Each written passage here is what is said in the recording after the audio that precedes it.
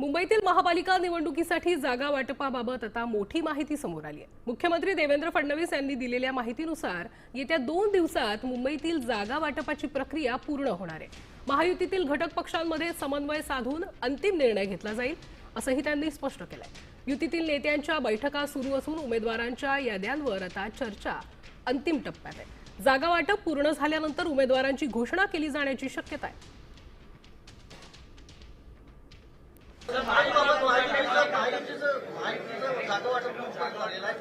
चांगल्या पद्धतीनं चाललेलं आहे। आमचे जे दोन्हीकडचे नेते आहेत हे नेते नीट महायुतीचं जागा वाटप करतायत। मला असं वाटतं या 2 दिवसात ते पूर्ण होऊ शकेल।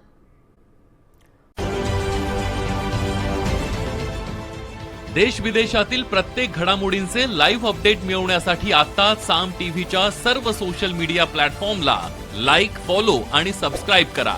तसंच सर्व नोटिफिकेशनसाठी बेल आयकॉन प्रेस करायला विसरू नका।